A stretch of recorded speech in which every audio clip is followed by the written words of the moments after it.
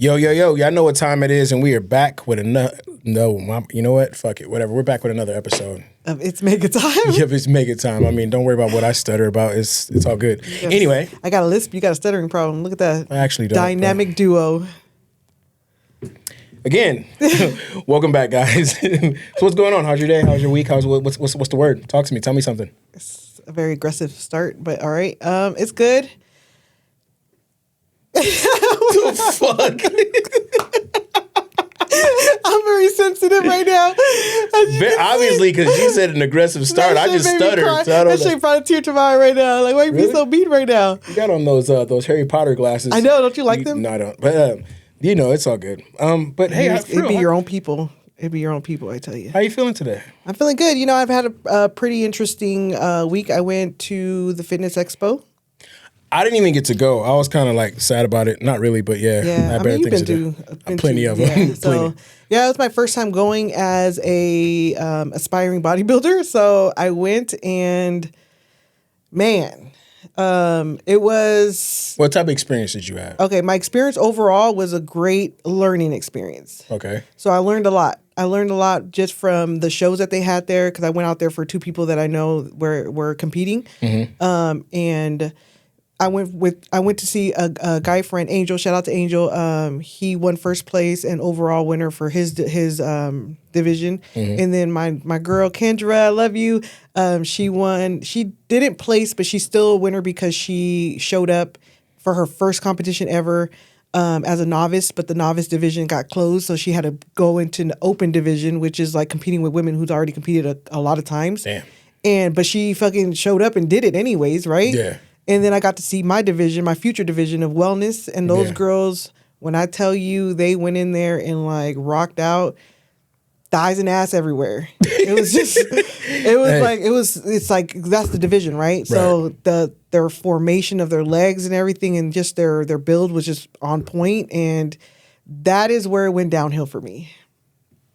Because seeing what you were up against competition-wise? Yeah. And again, these are people who competed for a while and been in this industry for a while. So for me, it was more like you see yourself a certain kind of way and then you see where you want to be and you realize how long it might take to get there. Because these are women who've been competing for years.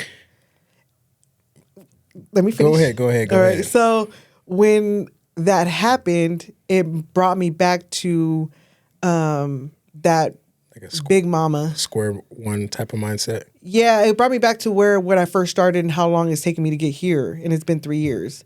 And so it's just kind of like played mind tricks with me. And so it was. Well, I just want to give you some advice to that before on camera. You never know how you're going to do until it's time for you to get there. I'm going to tell you a story. So 4 years ago, no, I'm lying. 2018, I did Iron Wars 2, right? I had never touched 500 in my life. I know I could do it number-wise of what I was doing with every other weight that I was doing, a bench pressing. And I was just like, I'm afraid of this fucking number. Like, you know what I'm saying? I was like, it was like, I fucking hate fucking that feeling. And I remember just being in there with all those people in that environment. And I threw that shit up like I was drinking motherfucking 17 tequilas and fucking 17 cervezas. Easy money. It went up so easy. But before I got there, what I'm telling you is you never know how you're going to do until you get there. Yeah, that's true. And I saw, my coach was there too. So I let her know about my experience and she let me know like, dude, we've only been working together for 6 months and look how far you've come. And that's what it comes down to. And so she's like, just imagine what you can do in another 6 months, in another year. And I'm like, yeah. It's true. But again, that mind because again, I battle with depression and anxiety and all that good shit, right? And so it just activated it because again, I always say that depression sleeps and then it wakes up when it fucking feels like it. I'm gonna ask you a question. You a fighter? Yeah. All right then. That's why I'm still here. All right then. All right then. Yeah, all right. I'm still here. That's all that matters at the end of the day. Day. You're a fighter, and that's what it's gonna take every fucking day. Every day. Every day is a learning stride, and you just got to keep pushing until you get there. And when you get there, you do your shit. You know what I'm saying? Yep. How was your week? Perform. My week has been cool. What's funny? Today, a guy asked me. I was walking out of the gym today. If you did steroids? No, that's a normal question. Be a woman? Huh? If you used to be a woman, what do you Did ask? I used to be a woman? Yeah. I don't know. I'm kind of pretty, huh? You do got a pretty face. I'm joking. No. And I've seen this guy for years, but he was like, "Hey, man," but he's always like giving me props all the time. He said, "Hey, man, can I ask you a question?" I was like, "Yeah, what's up?" He goes, "Is there ever like a time like days where I mid of his like conversation towards me, I was like, yes, today, I did not feel like being here, but I showed up, and I said, it doesn't matter how you feel, stick to the program. Yep. Doesn't matter how you feel, stick to the program. Fuck how you feel. You know what I mean? The gym has no emotions. None. You know what I'm saying? And it will fuck you over every single time. But when you get there, do what you got to do. Yeah. You know what I'm saying? You showed up, and that's all that matters. So that was We just need to one make thing. a shirt. No, they're gonna steal our ideas out there in the Can't world. say it on fucking I know. here. I'm taking it back. I'm gonna talk to you off air about this. Okay, cool, perfect. Anyways, Text me, Yes, I'll text you. I would text you right now, but I can't. But all right. Yeah, don't worry about it. Yeah, but speaking of fighters and just overcoming obstacles and like really pushing through. Hey, get it? So you'll get it when I announce who it is. We have Michael in the building. Okay. I know he has a rap name, but I'm horrible with memory right now because I've had a week, y'all. But we have Michael here in the studio. He is a recovering addict, rapper, great man, Muay Thai professional because I've seen his videos. And he's going to talk to us about, A man of many acts. of how he's fought through so many obstacles in his life and still here, just like the both of us. And that's all that matters. Let's see it. Yep. Let's bring him on out. This shit is bigger than me. Give me my flowers while I can still breathe. I'm smelling the glory, I tasted defeat. Nothing feels better than chasing your dreams. Yeah. This shit is bigger than me. Give me my flowers while I can still breathe. I'm smelling the glory, I tasted defeat. Nothing feels better than chasing your dreams. Yeah. Given my history, nothing compared to me, nothing come next to me. No. Claiming my victories, can't let you win with me unless you sit with us. Yeah. Given my history, nothing compared to me, nothing come next to me. No. Claiming my victories, can't let you win with me unless you sit with us. Yeah, king at a table, shit on a label, just like my hoes when they kick the Yo. What's the word, my man? How you feeling? Can't complain. Yeah? Alive, well, can't complain. That's Life's right, man. good. There you go. You here? Yeah. So what's going on, man? So I kind of brought you in with the keyword pushing through. So give us the reason why I said push and why it's so important to you. So Push is not my latest song, but it's been definitely, I believe, my most impactful song. And it's a song that I wrote, I want to say a couple of months after getting out of rehab. Okay. And it's basically about the struggle of kind of experience, strength, and hope, I guess would be the three phrases, to go from chaos to like a place of peace and just the phases of addiction to active recovery. Yeah. And that song has been getting a lot of traction and because it was just from the heart and just really, and I didn't even put, the crazy thing is that song was one of those songs where I was like, I got this idea, let me go stop by the studio real quick. And as opposed to like other songs I've put like so much time in and just so much thought into, it was just like, this is on my heart, like let me go do this real quick and then go to this event. And that seems to have been the one that's been, pushing me into different places. Isn't that crazy how it's the one that you least expect that give you the most traction or the most views or the most likes of stuff? Yeah. A lot of times. It really is crazy. I mean, sometimes I post stuff on my Instagram. I'm like, this, man, I don't really care about this one. It's like, 3,000 views. I'm like, what the hell? Where's this coming from? But, it'd be the ones that you least expect. Right. So you lot of mentioned times. you were in recovery and you are a recovering addict. Yes. So do you want to touch on like how that started and how you got to where you are now? Sure. So I'll start off by giving people my artist name is Multifaceted Monster. There you go. That's why I couldn't remember it, Say, y'all. wait. That's why I couldn't remember it. See? Okay. Let's slow that down for the camera for a second. You said multifaceted monster. Yes, sir. So I do hear well, you know what I mean? I don't remember well. Okay, so I don't remember can well you at give all. us a detail of where that name comes from and why you went with that? If that's For sure. Multifaceted, I look at it as being a human, you have different sides to you. Amen. Like a diamond. Yep. Like there is no one way that you could be all the time because that's an act. Like you're gonna go through the anger, you're gonna go through the sadness, the depression, the love, all these different sides, because I've seen it a lot of times where an artist can be like boxed in because they're like, oh, you can only make music like this because this is you, as though you're not like multifaceted, or you experience all these different emotions in different phases of life.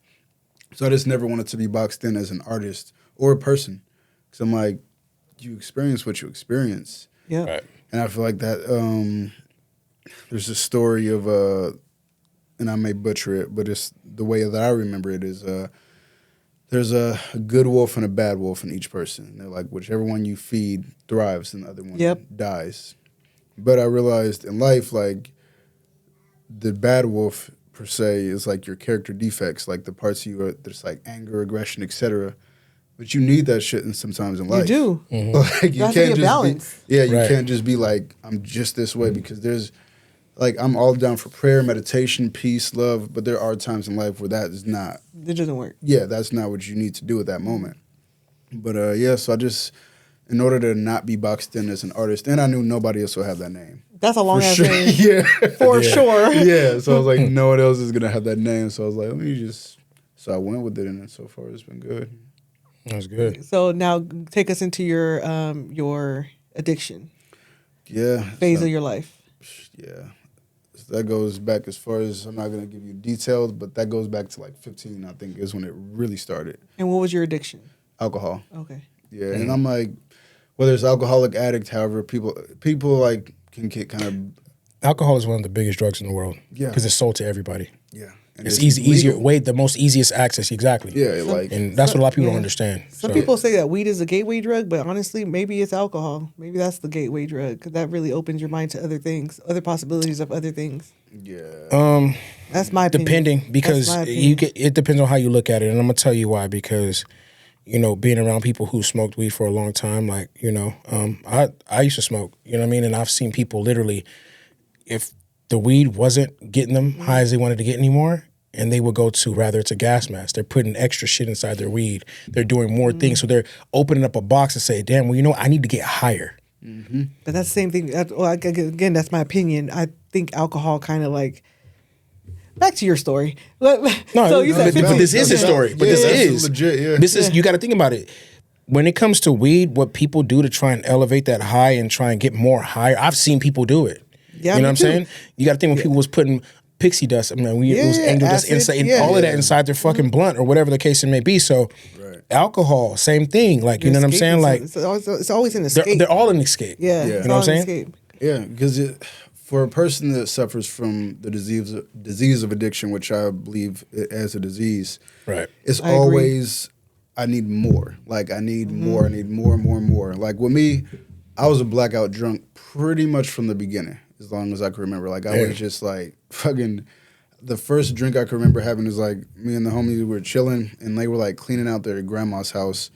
And he had like this big ass coffee mug, and then he had like this big like gallon of like, I don't know what kind of vodka it was, but it was clear alcohol. It's a And I fucking like, Everclear. yeah, some shit like something crazy. Like, Fuck so that. I fill up like this coffee mug and just chug it, and like everyone else around was drinking too, but like the way that I chugged it, like everyone else like kind of paused, like, what the fuck? What are Like, you doing? yeah, like that was an insane amount You were of 15?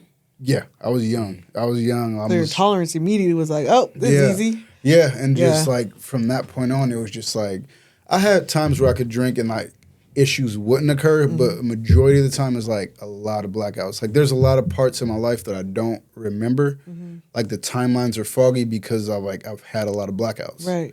Like because every time I drink, I'm like, fuck. So like if someone said you did this or that and the other, I would initially like get defensive, like I didn't fucking do that, blah blah blah. I didn't do that. But I gotta look at the reality of it, is like possibly because you're fucking blackout drunk. Right. Right. So like you have no recollection. You don't know. Yeah. It's a possibility. Right. So at this point, when somebody's telling you a story about yourself, you're like, man, it could happen. legit. Yeah. Right. And you learn to kind of just Zone it out. Yeah, or not even because, like, I mean, the program that I went through or am currently in, like the 12-step program, whether you call it AA, NA, CA, there's all these different anonymous groups. Like, I believe in my foundation is AA, but I also participate in Recovery Out Loud. Okay. And it's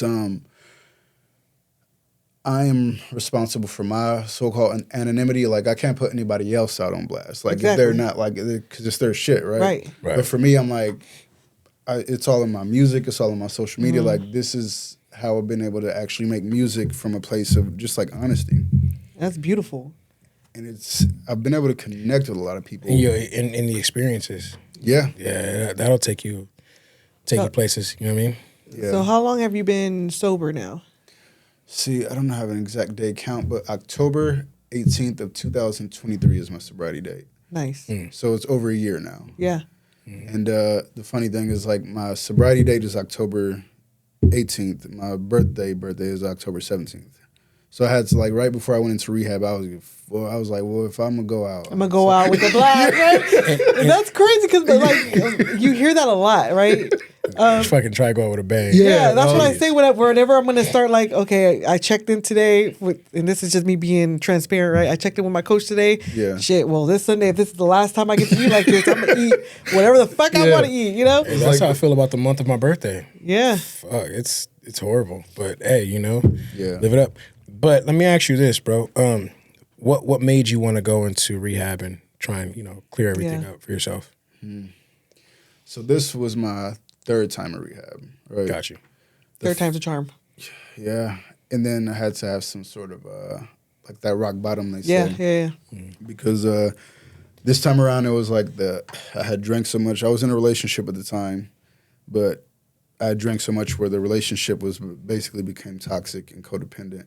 She didn't want to have anything to do with me anymore. So it was like the heartbreak. And mind you, like, she was trying to get me help. Her family was trying to get me help. Like, and they were like wonderful people. Like, still to this day, I have nothing but love for them. Like, it just comes a time where it's like you can't help someone who's not ready. No, you can't. No. And it wasn't until like that heartbreak of her leaving, in addition to all the stuff I was already experiencing, like my world crumbling down around me, because it was like, okay, now she's gone, and now I'm just like at the apartment that we had together, but she went back with her mom, because I'm just like in the apartment drinking. They come get me, take me to the hospital. I bail from the hospital, go get more drunk, pass out in the freaking parking lot of the hospital. They come get me black, like just shit that to normal people is insanity. Right. Right. So like all these things, and mind you, I don't remember the blackout parts, but Yeah. a lot of the stuff where I'm just like, it came to a point where because the first two times I went to rehab, I had connected with a lot of people that stayed friends with me, that are in like AA or in a 12-step program.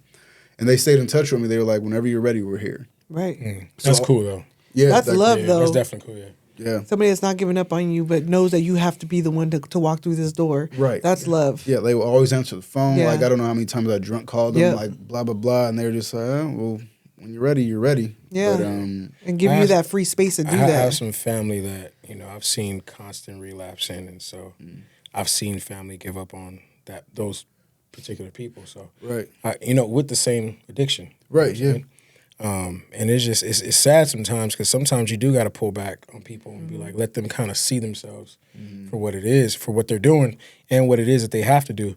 And it'll break you down, you know what I mean, as a person. Oh, because there's nothing, like, coming from the addict's perspective after I've gone through this process, no matter what type of pleading you do, no matter what type of emotional appeal, everything you're saying is falling on deaf ears. All I see when I'm in active addiction is you're standing in between me and my substance. Exactly. That's all. Like, You're the that's enemy. You're standing You're the between enemy. me and what's making me feel okay. Right. Because I have this void, this hole that I'm running from. Yeah. And you're in the way, because I don't want to feel it. I don't want to feel the way that I feel. Exactly. So I'm gonna get blitzed, blackout, drunk, high, do whatever drug, and then once I start drinking, I'll do whatever other drugs. So I'm like, whatever. It's all gateway. Didn't I just say it? No, for me, Didn't I say like, it? it's just that, like, it's that need Yeah. to just be blitzed from all the trauma and everything and the insecurities and all the shit. And so it's scary, but like, you have to.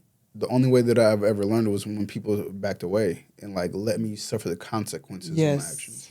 Because if you keep coming in to save the day, which people like, you see the people you love suffering, dying, naturally you're gonna want to do that. And not only that, like, I always tell people, like, the hardest person to deal with is yourself. Hey, man, say it again. The hardest person to deal with is yourself, bro. I tell people that shit all the time. Like, oh, you fucking no, really, go be by yourself and see what happens. Yep. Just go. I tell people, go on a vacation by yourself for a week. I do it. You tell me not to do that. What are you talking about? I'm talking about for safety purposes. I'm talking about just if you really trying to like.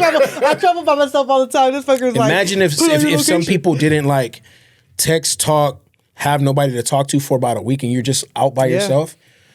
Bro, that's like paradise to me. I would love that. I feel the same way, but at the end of the day, we still got to deal with ourselves and the things that come with ourselves, and that's just what it is. I don't care who you are. Do that and take your phone away.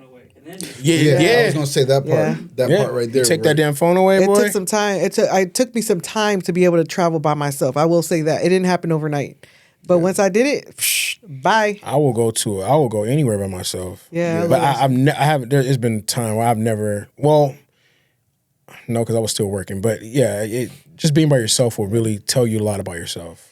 They say that especially when the lights go off. They say that whenever you have parents who have addictions, it's kind of like hereditary that you have the ability to be more addicted than the average Joe Schmo. So like my dad was a smoker. So I learned that I was weirdo. So I used to read psychology books when I was younger, right? Oh, I did too. I love psychology. Me too. So I was 8 years old reading psychology books like a nerd. You got me beat for sure. And so my dad was a smoker, right? He was never a drink. I never seen him drink. My mom definitely never drank. But that was in my mind after I read that book. And so I'm like, dang, that I would have an addiction if something were to like get my attention that way, right? And so you mentioned something about alcohol and I have a couple questions when it comes to this, but you said something about alcohol where it's like at 15, you were like, I'm going to drink, but I have to get blacked out. And it was crazy that you say that. It kind of gave me chills because I used to say that to people whenever I would drink. Like, if I'm going to drink, I'm going to fucking drink. Right. I'm not having one drink at a bar. Yeah. What are you talking about, right? Yeah. But back to what I was saying about family, right? Does anybody in your family suffer from addiction? I know on my maternal, on my mother's side. Immediate. Yeah. Immediate. It's going to go from immediate. Yeah. See, the relationship with my father, I don't know. From what I understand, because I didn't really have a relationship with him growing up. Okay. So from what I understand, he did use substances, but I don't, like I said, I don't know if it was like to the point where addiction, Yeah. Mother is, she's never suffered from my understanding, to what I know, like any addiction like with substances or whatnot. Got it. I would say relationship-wise, like, codependency, if that could be considered an addiction. Yes, it is. Very much so. So that may be, because the relationships have not always been healthy. And a lot of due to me being an active addiction, I can only be accountable for my part. Right. Like, definitely codependent relationships and stuff. And I think that contributes to that need to escape oneself, where it's like, you need, either whether it's through a person or the drugs, alcohol, sex, food, like whatever it is. Yeah. I liked how you say that you said that, I'm only accountable for yourself. And I love that, because accountability is so hard when you are battling addiction. You don't want to be accountable, which is why you escape. Yeah. But when you do find that, when you found yourself and you found the ability to be accountable, that's when your journey to sobriety started. Yeah, because the 12 steps, the first one is like, I admitted I was powerless over alcohol. That shit had become my master. Yeah. And like, you do this 12-step process, you give yourself a chance. It's like, okay, like, and I've always believed in God. So like, what they had, like, there's a part of I think the third step where it's like, turn my will and life over to a power greater than myself, which, whether you Buddhist, Muslim, whatever, like whatever God you could find, the God you could do business with. Yeah. And I'd always been raised, whether different churches, but I always had this concept of like, I know I didn't create the shit. Right. So whatever there's this divine source. Yeah, that's facts. Yeah. So it just like, once I got sick and tired of being sick and tired, and just like not being able to look myself in the mirror, because you could lie and try to save face and do all this shit to everyone, but when you can't look yourself in the mirror, you like, that is the most disgusting feeling when you like at the end of the night you're like, fuck, like I know I've wronged these people and I've done wrong this and I've done that, and it's like, yeah, you could save face with everyone else, but like at the end of the night, it's like you're saying, being alone with yourself. Yeah, alone with yourself. And when them lights go out, I think that's when it really hits the most, because the daytime will kind of keep you kind of going a little bit. You're distracted. Busy work. The sun will keep you, in motion. Right. Them fucking lights dim. Oh man. It's gonna tell you about yourself, bro. Yeah. You know what I mean? I don't give a fuck how tough you are. No, Yeah. it doesn't matter. I care how tough you are. It's gonna show you about yourself. You know what I mean? And so, with that being said, we hear all that, and so the music thing, right? Yep. And so, I'm a person. Obviously, I do music too, bro. Right, So, right. If you didn't know, and the reason why I'm about to say this is because I know there was times where I did certain things being a certain type of way. Like I used to smoke weed. I never did anything more than that. Obviously, I drink, but I never drank too. What? Yeah, you're know not. what I mean? You don't suffer from the No, not at addiction. all. Yeah, But I used to smoke, right? right. And so my thing was my creative side, my imagination would go crazy when I smoked and wrote music. And so I've never written a song, done a song on alcohol ever in my life. Right. And so has there ever been a moment in time where you're just like, okay, here, I'm creating this song, and then you recorded the song being under the influence, and then you hear the song later in a sober note, and you're like, what the fuck did I just do, or whatever? Has there ever been that moment? Dude, there's songs that I had up prior Yeah. that I took down Oh shit! off of the streaming platform. Hey, man. Yeah. Like, what 'Cause- the and fuck so was that? I used to tell myself, I can write music high, but I can't record no music high. Like, I'm not doing it because I would hear certain things while I'm doing the music, and it sounds great. It sounds amazing. Right. Oh, fuck. The next day, wake up, let me hear the song. Hey, what the fuck? Yeah, man, it's crazy. Nah, well, hey, bro, I gotta come back in the studio. You know what I mean? Like, you know what I'm saying? Hit my engineer, like, nah, we ain't doing this, bro. Yeah. Yeah. So, And I listened to my music when I was in active addiction. Like I said, I put all that shit down because I was just like, okay, some of this shit, like, you could let people grow with you, but I was like, some of this shit, I'm just like, they're going to think you're a psychopath, which in active addiction you are. Yeah. Yeah. But I was just like, I don't want this to be the representation. Of you. Yeah, because I'm no longer that person. But I was, because my music was pretty dark because I was in a place of just Darkness. Yeah. I was Yeah. like hateful, vengeful, like evil. And like, It's like a Facebook memory. You know when they were What? Yes, man. Facebook reminds you of the stupid Yeah. shit they used to post. I'm like, what? That was me. so you know what? My Facebook got hacked, so all my shit's kind of like new to me. Like, I had to make a whole new Facebook. Yeah, man. that's- I'm like, oh, Yeah, I'm clutching yeah. my Oh, yeah, pearls. they Like, oh shit my took all God. my shit down. I don't have a memory of nothing past 2017. Lord, damn. good. You don't want Great. You Yeah, know what I mean? I don't want my memories. But then again, I am because I have my baby's pictures on there and stuff and videos of my babies on there, bro. Yeah. Man, rob me. Hackers suck. Yeah. Man, they're gay. I mean, wait, hey, sorry. Not in the way. Oh my God. Not that way, but you know what I Happy. mean. It means You know, happy. yeah, happy. They hacked you. They're happy. They're happy hackers. No. It's cool because I've been listening to some of your music. That's how I have you on my Instagram. So that's how we connected.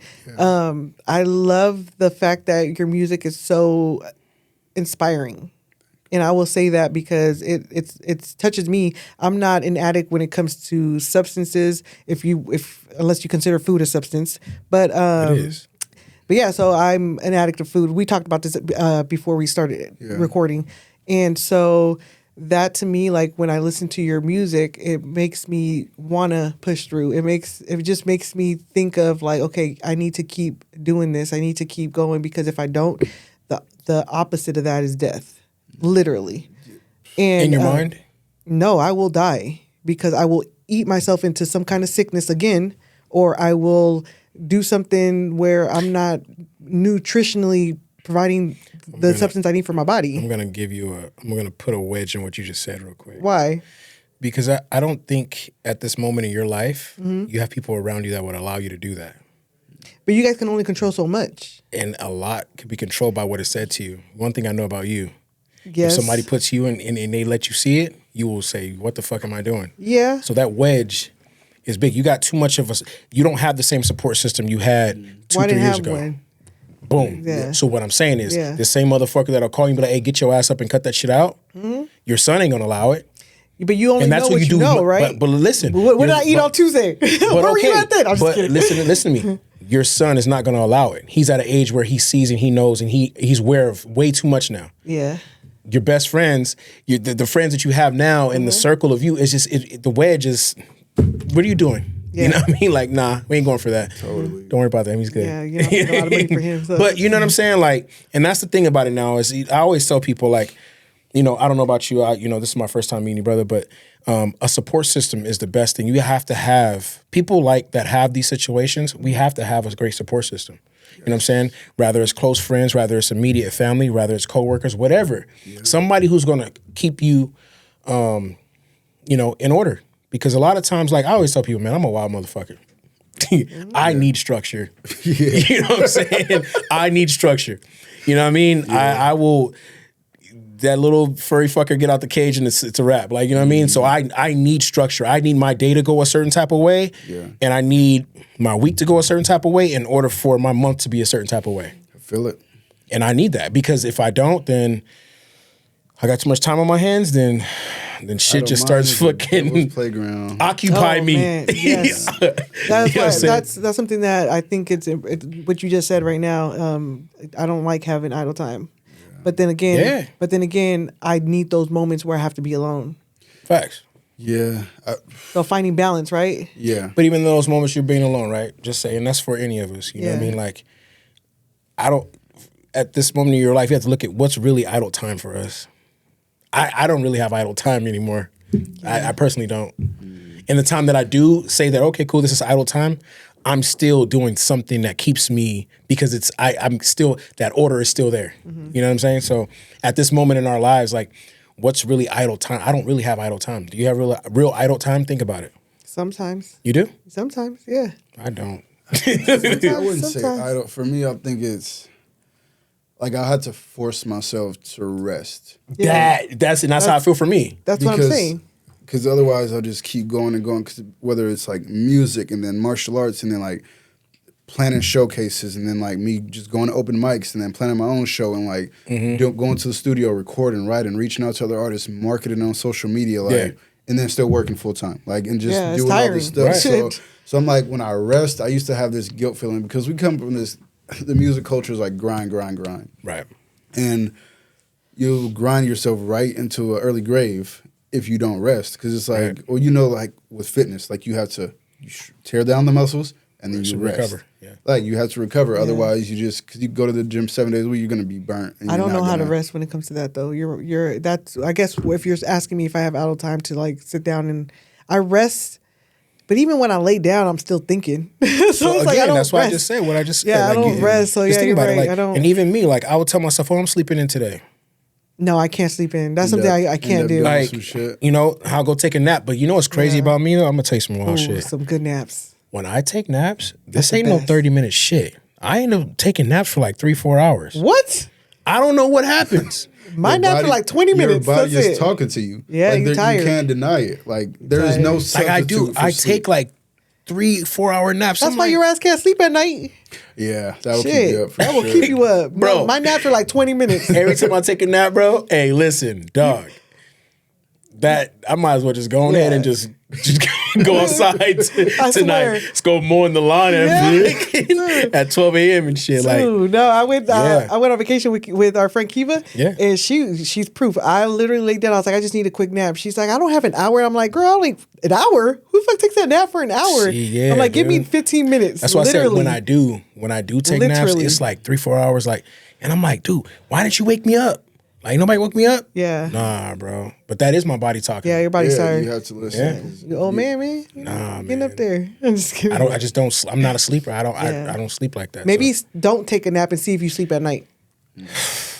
I get good rest. Don't get it twisted. I get really good rest, but I get quality sleep. But it's like when I take those naps for some odd reason, about a good. That's a long time. 3 hours? That's somebody's sleep. Their normal schedule. That's my regular sleep. That's my regular sleep. Yeah, some people are like, oh, I only get like 4 hours of sleep and this and that. I'm like, bro, I cannot because I do a lot. I can't. In order for me to be optimal, I'm like, I have to be like at least 6 hours. Like there'll be nights I go to bed at 8 o'clock. I'll turn my phone off. I'll put the you got a whole setup. Because otherwise, if I see lights and stuff on my phone, I gotta put my phone on Do Not Disturb because, like, I wake up normally around like 4:45. If I hit snooze, I'll get up at 5. Me too. But I'm like, I've seen. That's what made me really realize, like, getting in sober, like, and actually starting to take care of myself. Like, when you're drunk and high all the time, you're sleep deprived. Like, because you're not getting quality. You'll be days off of freaking. Like, you wake up, and when you go to sleep, you're not even asleep. It's just more of a pass out. Right. Yeah. So it's not like actually you go Because into you're that like flying in the clouds. Were you a functional? Man, no, because I couldn't. No, I was the type going to work like. How were you affording this? This is like my real question. How were you affording life if you weren't functional? I've always like worked like a job, and I've been when I'm sober, I'm like a productive, contributing member of society. Like, I'm good. Yeah. But like what's that? Dr. Jekyll and Mr. Hyde. Yeah. Legit. Where there is like angel and demon. Damn. It's like where I'm just like, okay, I need to take care of something because I'm like this, and that's when I had my rock bottom. But like people are like, dude, you're not the same. Like a lot of my closest friends that are still here with me, they're like, dude, like you, like, I forgive you and all good, but like, because on what is it, step 9, you make an amends to people. You like, look, this is what I did, and how could I make it right? And then you let them hear them out to see what you sent them through. Right. And some of the people that I'm like closest with, I'm like, fuck. Like you forgive me? Hot damn. And I'm like, right. and I just sometimes you don't recall, and sometimes you do, and you just like that guilt and shame. You're like, shit. Right. But you become a different animal, a different monster. Where it's just like shit. But look at where you're at now, right? So like again, I follow your page, and you're doing so much amazing stuff. You're collaborating with different artists. You're going to different. Shout out to Natalie. Let's shout out to Natalie, WWE star Natalie, my girl. I love her. Shout out to the Hopeaholics family, Yes. Shane, Chad, and Natalie for sure. They've been tremendous support. They're a part of my support system, as you mentioned, like having a support system in recovery, and they're all about recovering out loud and actually doing something beautiful, and it's grown into something amazing. Like help a tremendous amount of people, including myself. I love you. I want to meet you one day. I definitely get a chance to introduce y'all for sure. And so with your music, right? What's the message you're trying to give to people, and that there is hope. That despite putting yourself through the ringer, like you can make a comeback, and it doesn't mean a comeback in a way that's like materialistic or like ego. It's just like, despite the mistakes you have made, like you can redeem yourself. Like you can, and it doesn't mean that everybody will forgive you or accept you back into their lives, but you can learn to forgive and accept yourself. Yeah. That's the first step. Yeah. Like because everyone's like, sometimes you may have done some shit where it's just like, they're like, ain't no coming back from totally understandable, right? Yeah. You cross the boundary so bad where they're like, look, I don't even feel safe with you around. Hey, dog, you crying? Yeah, it's beautiful. His story is beautiful, man. Okay. Sorry. Damn shit, can I have a moment? Nobody was even looking at me right now. I'm just always wanting to point that's these actually things out. healing. That's actually healing. Yeah. No, I used to be so scared to cry. No, Like, don't fuck be a that. little. Hey, you know what's crazy? Look, right, you saying that, right? Yeah. I was just having a conversation about, I think I told you this. Yeah. I don't remember the last time I cried. And I mean, I'm talking about. It was 2 weeks ago, Marcel. I was there. No, like, and somebody told me it's like an oil change to the body when you cry. Yes. And I was like, bro, like, I just don't. Yeah. It's not like I don't feel, like, you feel me? But like a tear, no. Yeah. I mean, and everybody deals with things differently, you know what I'm saying? True. But, I don't knock nobody for crying. I believe that men can cry, you know what I'm saying? Like, my dad cries all the time, dude. Like, bro. Yeah. He cried a lot, bro. You know what I mean? I think why I get emotional, well, I think maybe, I'm just speaking out loud right now, but preparing for this, I've been talking about you for a minute to them. And addiction and mental health is big for me. Mental health, he knows, is big for me. And so just having you here and speaking of how you've turned your life around, don't fucking cry, Vanessa. Just cry. But I might cry. Means I got no one mad at you. it means a lot. You don't know who you inspire. You don't know who you touch. You don't know who is looking up to you. I had a rough week, right, where I was dealing with my mental health issues, and maybe even like subconsciously knowing that you were going to be here, and how like I see in your story, again, I wasn't an alcoholic, but addiction is addiction, regardless of the fact. And like knowing that I was going to be speaking to somebody who is so insightful with his words and so inspiring gives me hope to keep going too, you know? Oh my God, what the fuck? But we talked before the podcast, and it was it was really touching to see how our interaction of my experience and how you actually listened to me weigh on like me being vulnerable on another podcast that I was asked to be on, and I talked to him about this in the morning too, where I shared something that made me extremely vulnerable, and it opened me up to some completely different, and I feel very uncomfortable right now, and so mentally or physically? What do you mean? You said you feel very uncomfortable right now. I feel very uncomfortable because I've never been this vulnerable, even crying right here, right now. So mentally then. Yeah. Got you. Yeah. And so, like just having you here, I don't even know where I'm going with this, but just having you here is like very inspiring to me, and hearing your story. And I knew I was going to cry because... Fuck, man. I knew it. I fucking know I was going to cry, guys. Natalie is my favorite girl ever. I'm just kidding. But like, no, seriously, like it's you're inspiring.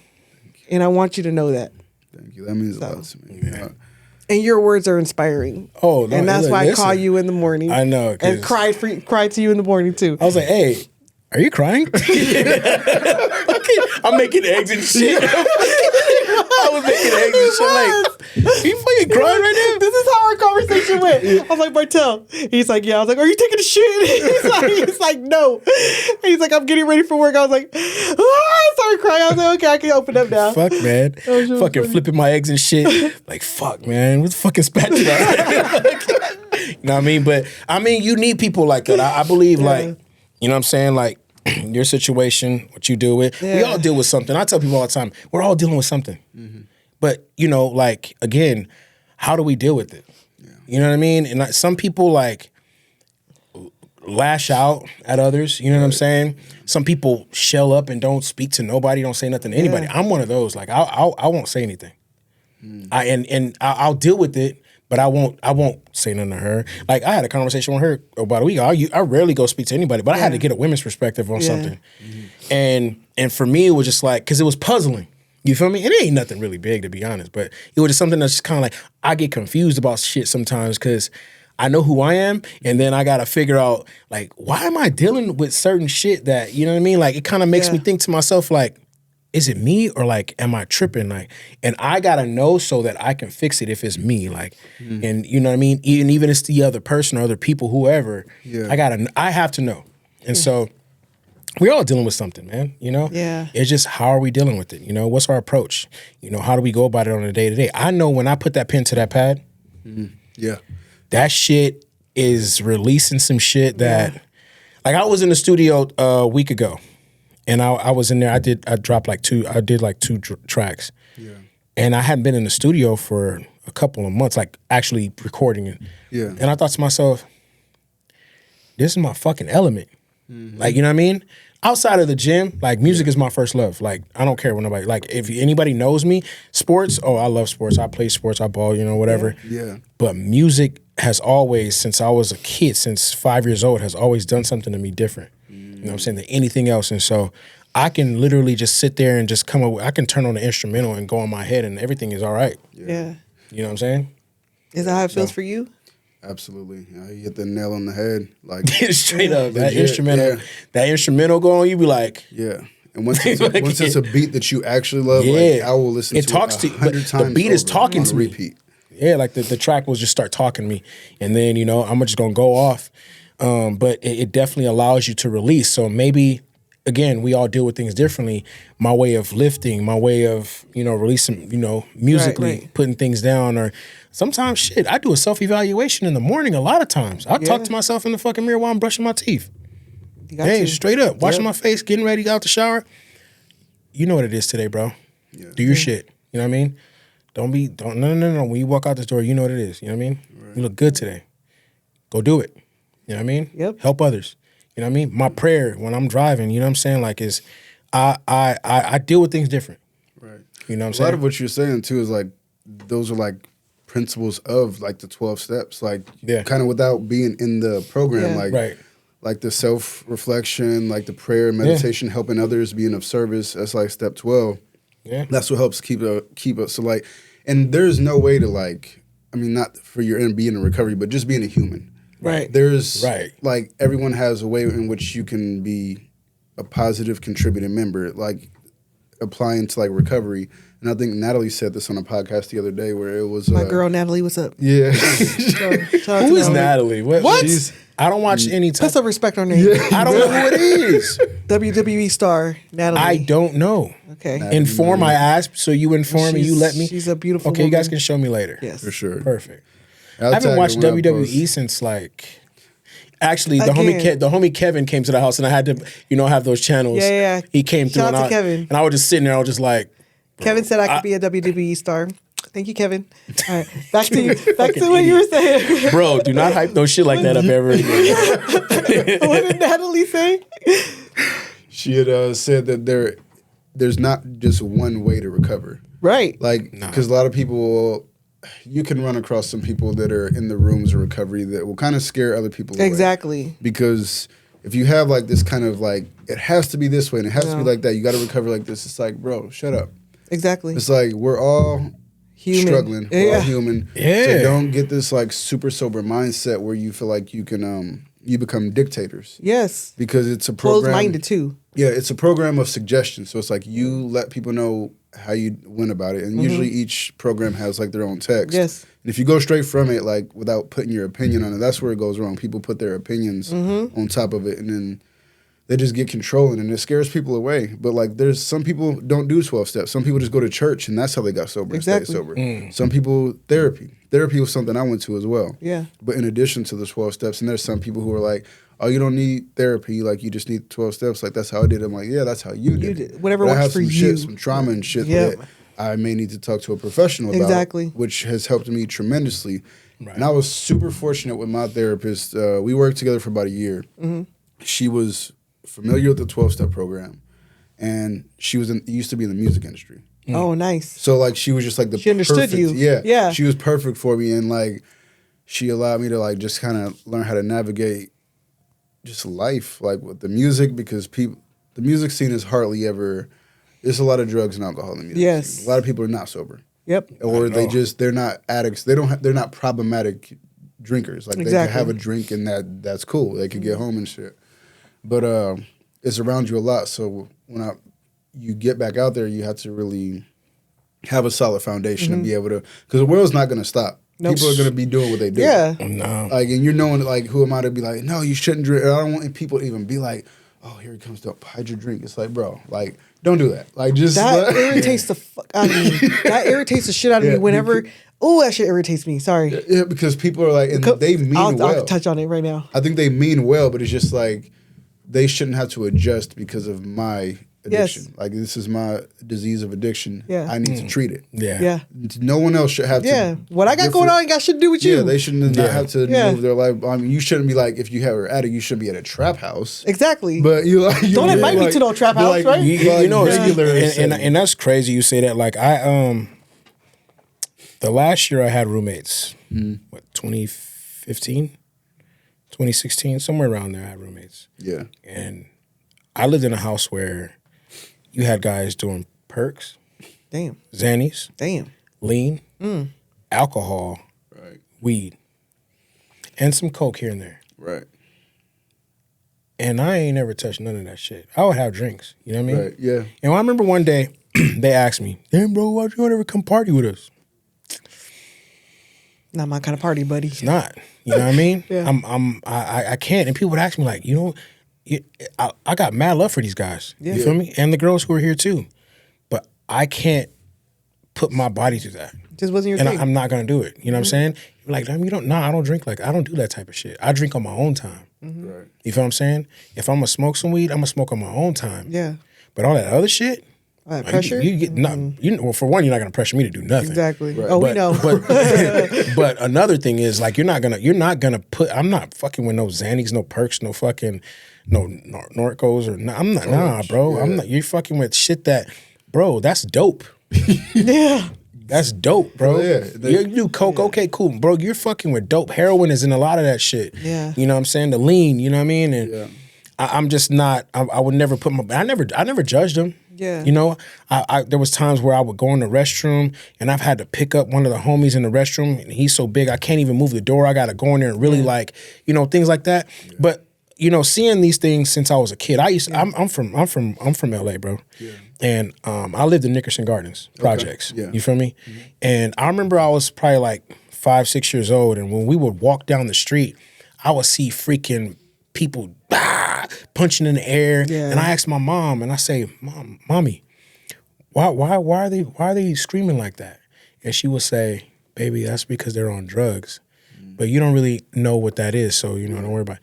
But I would see how people were acting, and I always told myself, well, I don't want to be fucking punching at the air for fucking nothing, so I stayed the fuck away from drugs, you feel me? Right. Yeah. And I'll tell you, when 2007 was the last time I actually religiously smoked weed. Yeah.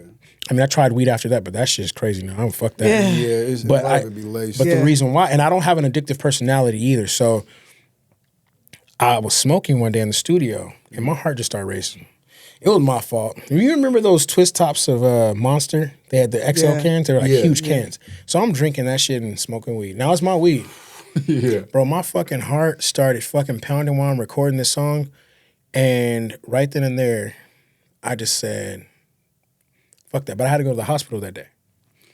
This is the crazy part. I go there, and I'm talking to a white doctor. Yeah. And he's talking to me. He's like, yeah, you got to take these pills. You were having a stress attack, yada, yada, yada, won't. Mind you, I'm 26, 27 years old at the time. You feel me? So I'm like, stress attack, this motherfucker's tripping, bro. So, boom, boom. So they had I don't know what happened, but anyway, they ended up sending this African doctor in there. And they had already, the white doctor prescribed me some pills when I went. So he said, come back and see me, in about 2 weeks, and we're going to go over what's going on. So they gave me these anxiety pills, stress pills or whatever, right? And I just was feeling like hella sensitive and like overly like aggressive. It was a mixture of things I was dealing with when I took these pills. Yeah. And I told my mom, I said, I'm not taking this shit no more. I'm not taking it. Yeah. So I ended up going to see the doctor, the African doctor, and he was like, so you were taking yada, yada, yada? I forget the name of it. And I was like, yeah. He goes, why were you taking them? And I was like, because the doctor told me to. He goes, oh. He said, but you were smoking weed when you came here, right? So I was like, yeah, I was smoking weed. And he goes, so you were taking anxiety medication because you were smoking weed and your heart was racing? I said, yeah. He said, are you weak? And when he said that, it like triggered something in me, like, cause I'm a very competitive person. I was like, you fucking calling me out, bro. Yeah. And I said, no, I'm not weak. And so I was like, no, I'm not weak. And he goes, I said, no, I'm not weak. He said, no, I'm not talking about this. He said, I'm not talking about your muscles, bro. I'm talking about, are you weak? And I said, no. He said, don't take the pills then. And right then I said, I ain't taking these fucking pills. So I left them pills alone. Yeah. And after that, I don't never smoking weed again. And then don't get me wrong, I tried to smoke some weed, but that shit ain't for me, so I don't smoke. Yeah. You know what I mean? And so, sometimes it's not as that I know that my being living in that house, it allowed me to see that addiction is not easy for everybody else as it is for me to face something in life. You know what I'm saying? I'm addicted to working out. That's an addiction. It is what it is. I don't care how you want to put it. Yeah, I agree. I have the same thing people tell me. So you know what I mean? I have addiction of sneakers. It's still me too. Me too. It doesn't harm the body. Right. You know what I'm saying? But there's people who really have this. It doesn't matter because they're dealing with something. Yeah. Right. A lot of times when we do shit like that, we're covering up for something. You know what I mean? Even the shoe situation. Like, I don't know why I buy shoes. I tell myself, why do I have all these fucking shoes, man? Like, I want to get rid of this shit now. You know what I'm saying? Like, I'll just start giving shoes away because I feel like it's like, why do I even have this shit? Right. It's a pointless situation. I'm not gonna wear all these at one time. But again, I do have kids. I have sons, so now it's like I'm keeping them because these dudes they're gonna grow fast. Yeah. Right? And I'll be damned if I have to buy these fucking shoes all over again. Right. But to say the least, man, like I'm glad that you have gotten out of that situation. You know what I mean? I know you're still working on it. I mean, that's not some 1 year thing. That's not 2 year thing. It can happen at any moment. But man, I hope you stay away from that. I hope you are blessed. And before we like to give the guests a chance to ask us some questions to get to know us a little more, and I still want to give you the opportunity to do that. So feel free to ask us whatever you like to get to know us a little more. For sure. I feel like we know each other pretty well. For sure, yeah. Y'all too, but this is my first interaction. So, yeah. Like, I just cry with you, man. We family. Got a couple of questions I wrote down. The first one I remember. So if there was a guest, dead or alive, anyone, and each of you individually answer, who would it be that you would absolutely want on the podcast to interview? Dead or alive? Can I say two? Yeah, absolutely. You go first. Your podcast. Pac and Michael Jackson. And Prince. Sorry. I would be. And Bob Marley. Sorry. Yeah, I'm like, for me, it'd be for sure Bob Marley because I got questions. Ooh. But I got another one going. And then Bob Marley for sure. It would be my grandma. Because I got some questions for her ass. What the fuck? And then fucking Princess Diana. Oh, I forgot Jimi Hendrix. Yeah. Yeah. And Ray Charles, man. I have a long list. Yeah. Like my There's mind. so many to choose from. Yeah, but like mine are all musicians for the most part. And my reason behind that is I feel like they have some very different lives, all those people that I just named, if you really think about it, and the way that they came up and the things that they had to deal with just in life in general, you know what I mean? And you know what's crazy? I would definitely like to interview Chris Brown. Okay. I have this weird feeling that would probably be like the craziest episode because I got some shit to talk to my boy about. You feel me? But definitely, I think that would be a dope interview for sure. I'll just tag along for that one. Just because I feel like they don't give him enough flowers, man. Like, you know what I mean? But yeah, that's definitely for one thing for me for sure. For sure. He would hate me in the interview. Okay, second question. What's a moment in your life that completely changed the way you see the world? And how does that perspective influence your approach to this podcast? Mental health for me. So just once I started getting therapy, I was able to see a lot of mental issues in people. So stuff that we see in the media, stuff that we see day to day, and people that I know, I'm like, damn, y'all really need some fucking therapy up in this bitch. So that helped me navigate this podcast because that's how I hear now. So like when we interview people and I hear them speak, and it's like I could tell when somebody is emotionally intelligent and when somebody is still emotionally not intelligent. And so I'm able to navigate that with this podcast, even between us two. Sometimes I'm like, motherfucker, you need some therapy for that. But even myself, sometimes I'll talk and I'm like, I need to talk about therapy. I feel like I'm very emotionally intelligent, but I do feel like there's areas with myself like I'm very shut off. Yeah. I am very shut off. Yeah. I don't have no feelings towards a lot of things. Like I don't care. Like I'm very nonchalant. I'm very, and again, like I'm a very caring person. Yeah. Right. But with certain things, it's just like I don't allow my mind to go there. So it could be like some of it could be like, and this is just opinion. It could be like defense mechanism for certain things, but then for other things, it could just be boundaries. It's boundaries. Because I'll tell you off top. where like you'd have like if there's something that's totally out of your control, and I'm like, it's like when someone's relapsing. And you're like, I want them to be cool, but I mean, I can only do so much. You can only do so much. That's what we say. Like I'm very big on like boundaries because I feel like people with their shit will take advantage of you. So I'm like, they will trauma dump on your ass. Yeah, and I just I don't like when we were saying something a minute ago, and I was like, yeah. Sometimes I just be like, I don't even hear that shit. I don't care. Like I genuinely don't. Yeah. Projecting when people do that, I can only hold a conversation for so long with the person while they're doing that, and then it just like my ears go, and there's nothing. But for me, to your question, 2018 February 18, I got in a really bad car accident. And I never talk about this shit, but it was just one of those things where you just realize how like precious life is, you know what I'm saying? And like how much like to just know that God gave you another chance at something like, you know what I mean? I'll tell you why, because my daughters were like, he's like a superhero. And so for me it was like, I can't leave them. And now I got two more I can't leave. I'm supposed to be. That let me know God showed me my true strength in that situation. Like I can't if I told you the shit, you wouldn't believe it. You'd be like, what, how? No. If I told you exactly detail of what happened and how it transpired, like you'd be like, nah, but I think a lot of times God will show you who you truly are in a moment, and you got to be ready mentally for that. Because after that, it's going to be a lot of other shit thrown at you that you're going to be like, okay, this is why I was, you know what I'm saying? Yeah, you made it And through so, that. you know what I mean? So it was a really bad one. And I think that was a turning point for that situation, for me to be able to get up here and say, hey, you know what? Like she said a minute ago, you never know how you inspire people. I had people that didn't see me for a while. I was like, hey, dude, like, is everything okay with you? I didn't say nothing about my accident online at all. Yeah. I didn't even post. I'm not one of them people. You feel me? I'm not doing all that shit. Yeah. And it was like, hey, man, you don't know how much you inspire me, bro. And I'm like, people that I don't even like talk to, but I didn't even know. But through me being at home and sitting at home, and I got to deal with myself, you know what I'm saying? And it was like, damn, bro, like I didn't really understand how much people really actually look up to me and like how I inspire people. Because every day, the most of the time that I got to deal with was some fucking hater.